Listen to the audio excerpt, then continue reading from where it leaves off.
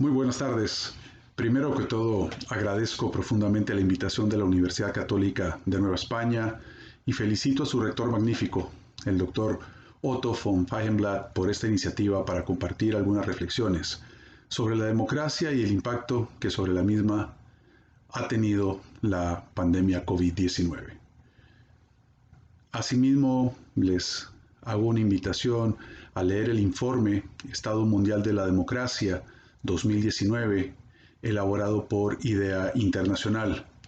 IDEA Internacional es un organismo intergubernamental del cual forman parte 33 países democráticos de todo el mundo, y su compromiso es con la promoción y fortalecimiento de la democracia y de las elecciones a escala global.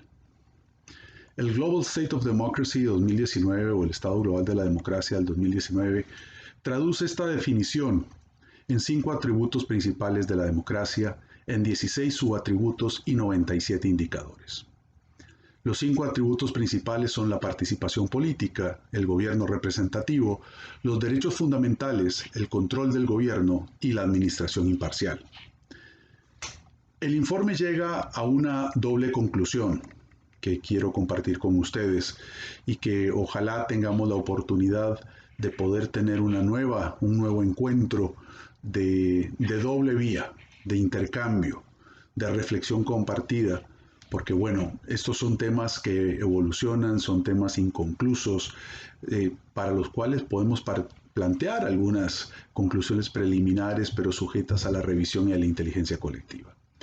La doble conclusión a la que llega el Estado Global de la Democracia 2019 de International IDEA o de IDEA Internacional es que afirma, por un lado, que nunca el mundo ha sido tan democrático. Hoy en día, 3 de cada 5 personas a nivel mundial y 9 de cada 10 en América Latina viven en democracia. Pero por el otro lado, la otra cara de la medalla, el informe constata que especialmente durante la última década, la calidad de la democracia se ha venido deteriorando de manera rápida en muchos de los países del mundo y que el número de regímenes híbridos aumenta año tras año. Y se refiere a régimen híbrido a aquel que tras una fachada democrática, normalmente de elecciones periódicas, no muy competitivas, restringe los espacios para la sociedad civil, se restringe la validez de los derechos humanos, la libertad de prensa y se erosiona la independencia y la autonomía de los poderes del Estado. La democracia sufre un proceso de deterioro en todos sus aspectos, siendo los siguientes 4 los que han registrado en los últimos 40 años, si tomamos en cuenta el inicio de la tercera ola de democratización en 1978 en la República Dominicana y en el Ecuador. En estos últimos 40 años, el mayor estancamiento o los pobres avances los ha registrado la reducción de la corrupción, el avance en la igualdad de género, la disminución de la desigualdad en la distribución del ingreso y el fortalecimiento de la independencia judicial. Pese a ello, el informe confirma el importante nivel de apoyo, que no es lo mismo que la satisfacción ciudadana y la resiliencia que aún conserva la democracia en el mundo y en nuestra región, especialmente en América Latina.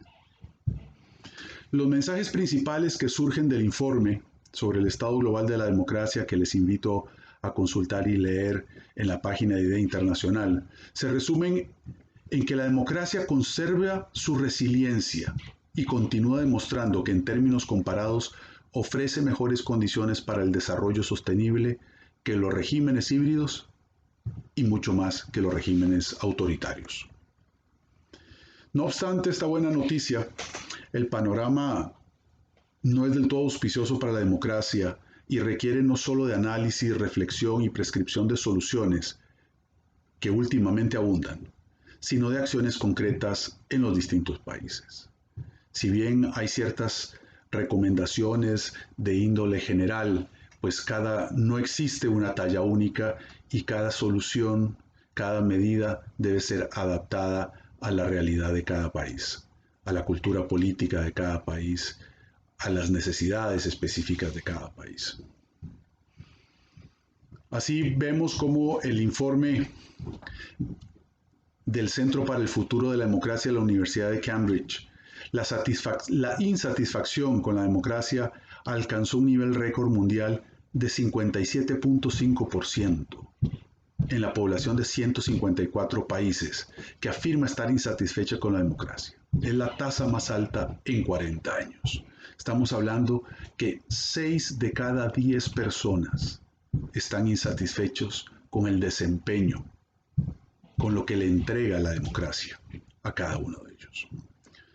Por su parte, el Pew Research Center afirma que el 51% de los ciudadanos, o sea, 5 de cada 10, de 27 países en que fueron encuestados, dijeron también estar insatisfechos con la democracia, y esto fue en abril del año 2019.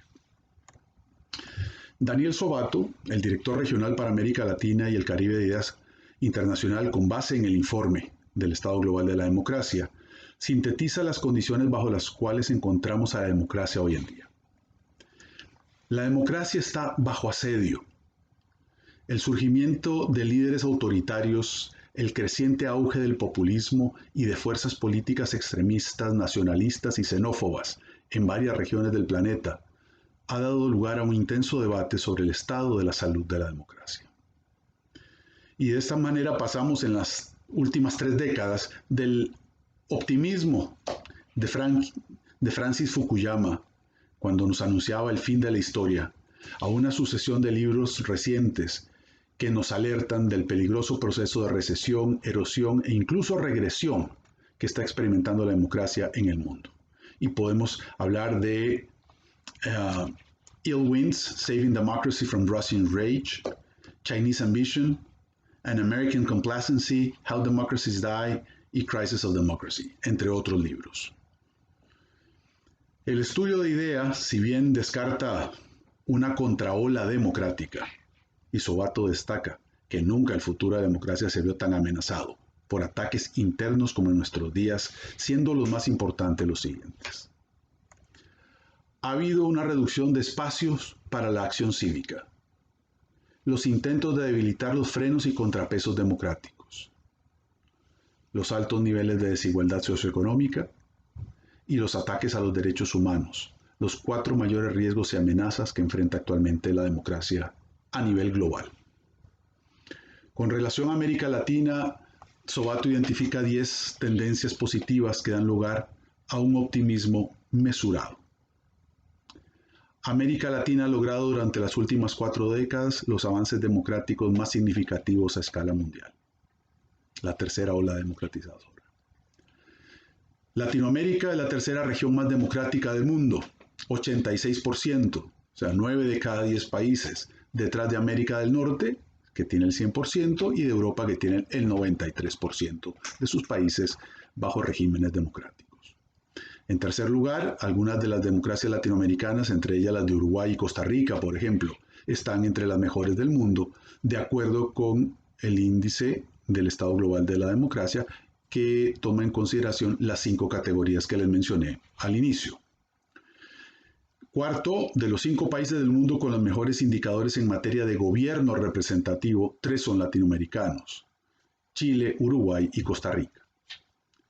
En quinto lugar, la gran mayoría de las democracias de la región ha demostrado una notable resiliencia en las últimas décadas, entendida esta como la capacidad para afrontar crisis y desafíos complejos, así como para sobrevivirlos, innovar y recuperarse. Efectivamente, solamente el 27% de las democracias latinoamericanas sufrió interrupciones durante estas 4 décadas. En la mayoría de los países latinoamericanos, los sistemas electorales se fortalecieron. En séptimo lugar, América Latina es la región en la cual la igualdad de género ha tenido mayores avances a nivel mundial. América Latina cuenta con la tasa más alta de participación electoral, del 67% en promedio, o sea, 7 de cada 10 electores. En noveno lugar, Latinoamérica cuenta asimismo con niveles altos en materia de libertad de religión, incluso superiores a los de Europa. Y finalmente, en la mayoría de los países de la región, los espacios de la sociedad civil se han visto fortalecidos. Frente a este cuadro nos encontramos con una situación delicada y peligrosa para la continuidad democrática. Por eso les decía el tema del optimismo mesurado. Ante el desencanto con el desempeño de las instituciones democráticas y por ende con la democracia, con lo que la democracia entrega, con la satisfacción, los ciudadanos descontentos han decidido darle oportunidad en las urnas a líderes populistas, tanto de derecha como de izquierda, con tendencias autocráticas autoritarias, quienes posteriormente han mostrado poco respeto por los límites institucionales y el equilibrio de poderes.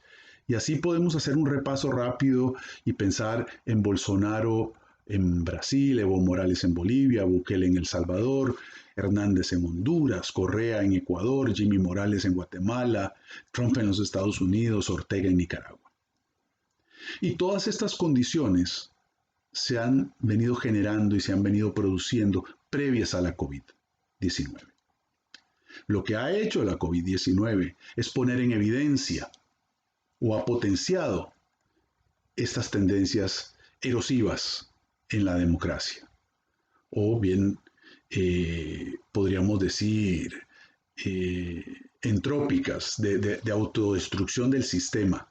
Y aquí es donde se encienden las luces de alerta. Kevin Casas Zamora, ex vicepresidente de Costa Rica y secretario general de IDEA, ha planteado que muchos países han aprovechado la emergencia de la COVID para limitar la acción de la prensa y de los opositores, de la sociedad civil. Y por ejemplo, esto lo hemos visto en Filipinas, en Bangladesh y en El Salvador. Muchas de las reacciones, en especial el rechazo o la frustración social, es en respuesta a la crisis económica derivada de las medidas para contener la pandemia, como cuarentenas, confinamientos, cierres, y que no pueden prolongarse mucho más.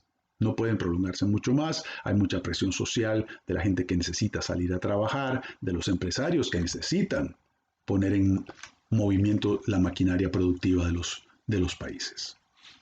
Y aquí, bueno, la situación de la COVID también ha venido a revelar que los países que han tenido los estados más fuertes y mejor organizados han sido los que han podido apoyar a la ciudadanía de mejor manera y con menores niveles de endeudamiento y de crisis interna. Ante esta situación se presenta una crisis de liderazgo, de cómo manejar la situación, de cómo llevarla adelante. Y el expresidente de Brasil, Fernando Henrique Cardoso, en una conferencia anotaba que es notable la ausencia de una retórica adecuada, especialmente en situación de crisis. Una retórica adecuada que demuestre seguridad e inspire confianza sobre el manejo de la situación y del país. Para disminuir la ansiedad, la incertidumbre y la desesperanza. Y que esto es podríamos llamar un síntoma, una expresión de los problemas de liderazgo y conducción política que estamos enfrentando en muchos de nuestros países.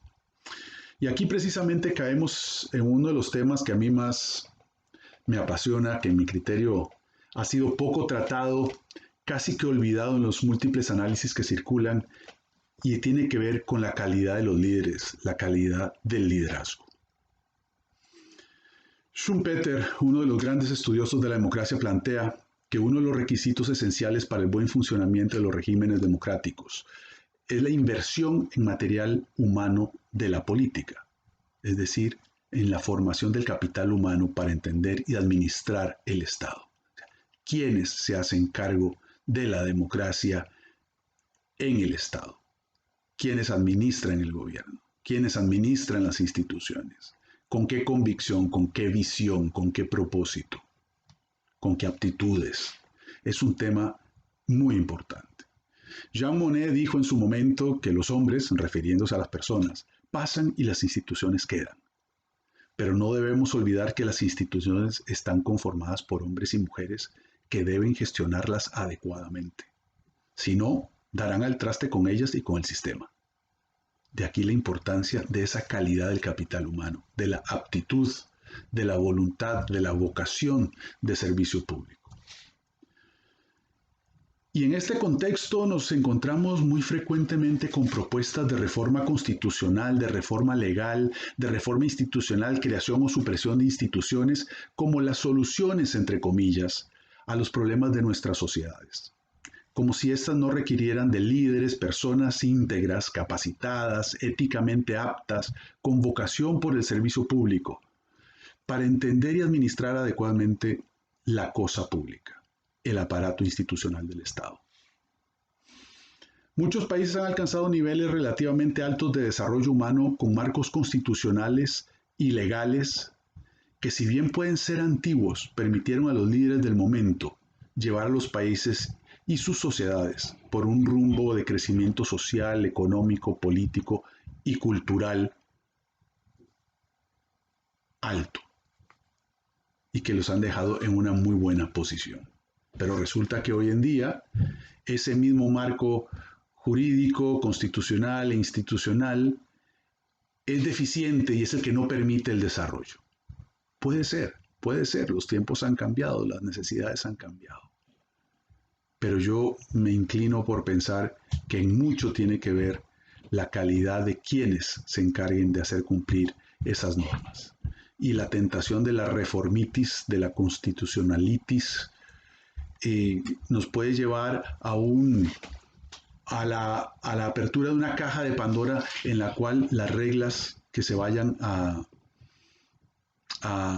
gestionar, a generar nuevas, puedan terminar siendo menos productivas, menos convenientes que las que teníamos si quedan en manos de los menos aptos para gestionarlas. Yo recuerdo uno de mis maestros cuando estudiaba en la Universidad de Costa Rica, ya hace muchos años, que hablaba del desencanto democrático y de cómo la política se ha venido convirtiendo en una actividad subsidiaria, a la cual se dedican aquellos que no han podido ser absorbidos o por el sector privado o no han podido viajar al exterior o trabajar para organismos internacionales, quedando entonces el Estado en manos de los menos aptos. Obviamente con sus honrosas excepciones, pero creo que el desencanto democrático, el desprestigio que ha venido acarreando el hecho de que alguien quiera ser político o que sea político y se lo etiquete inmediatamente como una persona sin capacidad, sin principios morales o éticos robustos, etcétera, etcétera, etcétera, ha ido alejando a personas con la mejor preparación, con las mejores aptitudes para hacerse cargo de nuestros estados y de nuestras democracias. Y hoy, los reflectores se enfocan en ese marco constitucional, legal e institucional como el responsable de las situaciones de crisis, es lo que decíamos, dejando a la sombra a los responsables, entre comillas, de operar el aparato. Y muy especialmente a los vehículos de participación y representación política que son los partidos políticos. Sartori planteó en su momento que hasta tanto no contemos con otros mecanismos o vehículos para la participación o la representación, las democracias seguirán siendo democracias de partidos. Y hoy en día siguen siendo democracias de partidos. Si bien se han abierto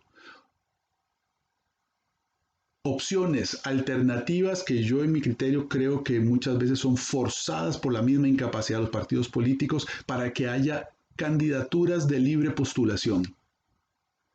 Candidaturas independientes llaman en algunos países, que podrían estar bien para un cuerpo colegiado municipal o regional e incluso para el Congreso Nacional. Pero para un ejecutivo que se requiere todo un equipo, un andamiaje, una penetración geográfica nacional para poder gestionar adecuadamente el territorio, gestionar el marco jurídico, gestionar las instituciones. Un candidato solo, sin todo ese equipo, sin todo ese andamiaje, me parece que vendría a debilitar el sistema. Yo creo que por ello es muy importante prestarle atención a los partidos políticos, a sus procesos de democracia interna y al cumplimiento de sus funciones de mediación, representación, educación cívica, oposición responsable y de gestión cuando están en el poder.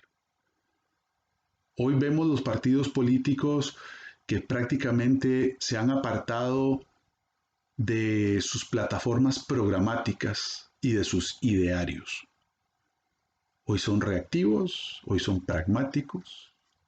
En los últimos años se le ha dado un espacio muy importante al pragmatismo, que en realidad pues termina siendo una reacción a los estímulos del entorno, pero no estamos en control de la situación, estamos reaccionando.